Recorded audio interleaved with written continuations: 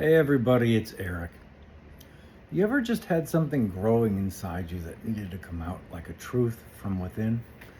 Well, that's happened to me.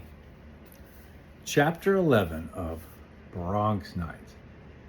An epic, autistic, long COVID, Big Apple memoir. I would tell you the website you can find it on, but then TikTok won't let me post it. So, where might you find books in this world? Anyways, when I published Bronx Nights back in late May, early June, I left 12 chapters unfinished. I just knew I wasn't ready to write them, but the book was ready to go out. I didn't even know if I would live till the other chapters could come out. But here I am. And so here is Chapter 11. Bronx Detention Center, or What Alex Doesn't Know. I published Bronx Nights in June 2025. It's now February 2026. I left a dozen chapters unwritten for the future. Right now, I'm celebrating my full recovery from my two worst long COVID symptoms, brain fog and chronic insomnia. I'm finally at a place where I can share one of the darkest and yet brightest moments of my life since I moved to New York City in March 2023. Dear Alex, and you have to appreciate the second person form in memoir. Now everyone knows about Nova. I've been told by readers that it's not that simple. As far as either of us are concerned, we are both to blame. I appreciate such candor from a reader. Nova was one of those unfinished chapters that I intended to release well after formal publication of Bronx Nights. The timing just needed to be right. As it turns out, the timing is right now, because I'm finally my old self again. I was going to say from my Uber Nights days, but that's not true because I'm somebody altogether different now. I am fully recovered from the god-awful long COVID symptoms of brain fog and chronic insomnia that destroyed my life for 6 years. Writing this book has been an important part of that process. I wouldn't just be able to process these past 5 years through Bronx Nights, but I did it for my whole life. And yes, Alex, I have a real mental health team. They've been by my side for nearly 3 decades. I've been open throughout the book about this. The question is, do you? I mean, all of us should. Everyone needs a therapist, folks. There's no literary undertow to this chapter. Think Dragnet, just the facts. The emotional postlude should be obvious. June 2023. Finally, I get to sleep at a decent hour, 9 p.m. After everything with Alex, the dog, the damn illness, Godzilla, and the waking dreams, to sleep, perhaps to... I am ripped out of bed in the middle of the night, being arrested. I am confused. I resist. I am manhandled. Must be a dozen cops. It's okay, Eric. You're just having a waking dream. Waking dreams? Why does it feel like my wrists are being strangled by a python? Nope. Real handcuffs. And I'm on my back. My shoulders are burning with pain. I am being driven somewhere. Where? Why? The two officers will not reply. I'm booked at the local Bronx police precinct. Not told why, because, believe me, I asked. Just 2 cells in the precinct, and one is a detained female. So it's me and 10 rather less than jovial black men. Just the facts. More than one of them expresses that upon seeing me, they would like to see me dead in the next several moments.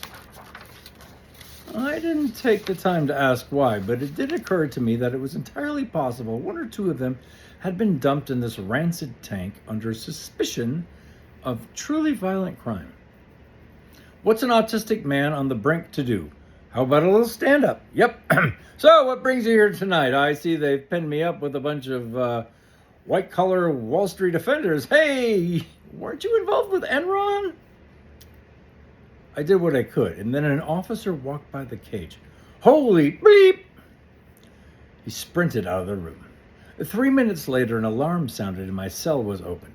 2 officers grabbed me under the shoulders and removed me, probably saved my life. I was taken to an office and handcuffed to a bench next to a restrained, crack addict, homeless man. I ignorantly assumed he was an overdose bum until he woke up and called aloud, "Officers, a cigarette, chips, and candy." The vagabond looked me over. "And some for my friend, too." 2 cigarettes, several bags of Doritos and Fritos, plus a pile of lollipops arrived. An officer even lit both our smokes. Make a long story short, I spent the night sharing life stories with the former head of one of the biggest gangs in the nation. He explained that once in a while, for fun, he goes on a heroin binge, then simply turns himself into the cops once it's time to go home. "Watch amigo," he puffed. "They'll come about a half hour before you sent over to the detention center. Let me go." He looked toward the door again. "Officer, how about some M&Ms?" M&Ms arrived. "Yo, gringo, you're a smart dude. Maybe I can offer you a job." Thankfully, a bus driving gig came along. That was night 1. I don't know how much I want to reveal about nights 2 and 3 spent in the Bronx Detention Center, other than to say at one point, I put in a transfer request to Guantanamo. And there you were, in my apartment, eating my food, drinking my wine. There were 2 wine glasses in the sink when I returned home. Everyone having a good time. Ooh, U2 lyrics there. While I was literally being tortured. I also wondered, what were you watching on my TV when they did what they did to me? Day 3, 1 a.m. My cellmates and I are vertically huddled. No blankets, no pillows. Well, that's not true. I took 5 inedible peanut butter and jelly sandwiches and used them to buffer my head from the concrete. My cell is comprised of myself, a middle-aged white man accused of beating his wife, a Cuban-American man in his 60s accused of something financial, along with 2 young adult Uruguayans, cousins, who seem to have partied their Gucci sneakers into detention. Everyone is finally asleep, except me, the chronic insomniac. I haven't slept a wink since officers ripped me from the sheets. Noises like Jabba's palace being disturbed by Leia in disguise while the galaxy's worst criminals dream of piracy and loot. The disturbance arrives to our cell. Our hearings are scheduled for tomorrow morning. This can't be related. "Everyone up," a voice bellows. "You are hereby released." Our cell doors open. We are led by a half-dozen NYPD officers out of the cell block area, jeered by the detained jealous wanton who still face whatever justice has in store for them. A man in a suit approaches me. He apologizes for the injustice that has been done to me. Will I press charges against the woman who lied to the police? Rewind. I've been promising short chapters since page 1 of this book. Well, like I said, just the facts. Things had become so bad between Alex and I that I installed cameras in the apartment. It wasn't just for her, it was for me as well. I knew how ill I was. I needed my own safeguard.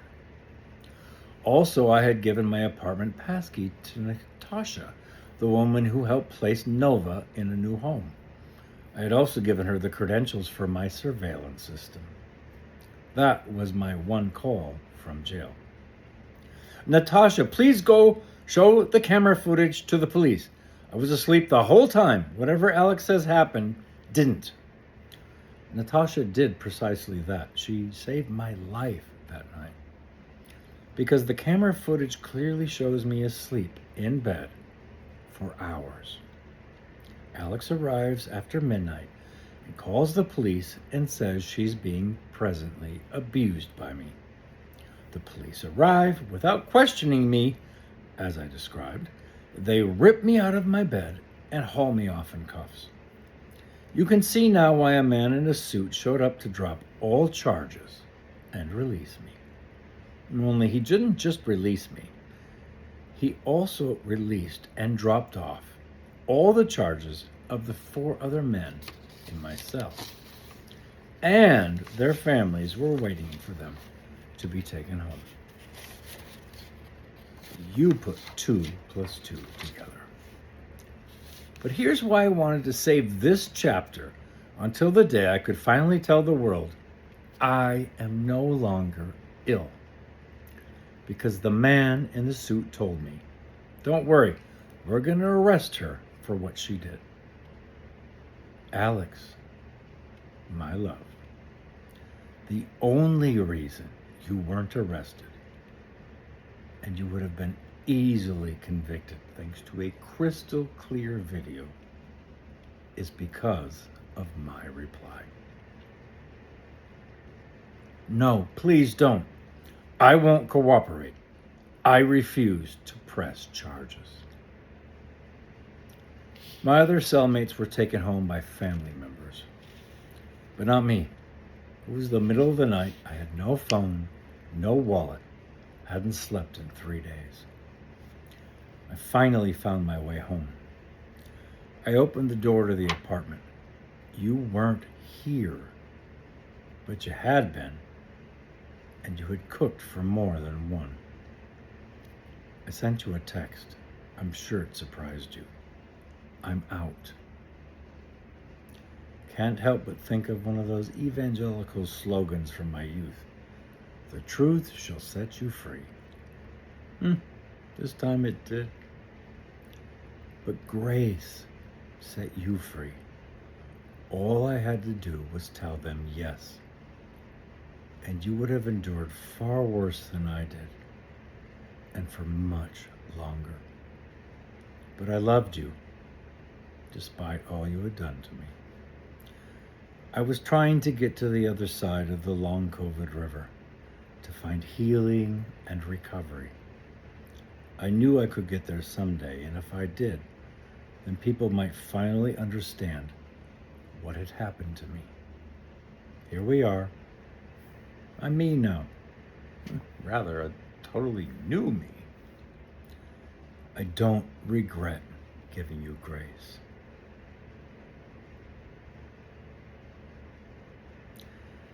There's a reason you never went to jail and prison. I turned the other cheek.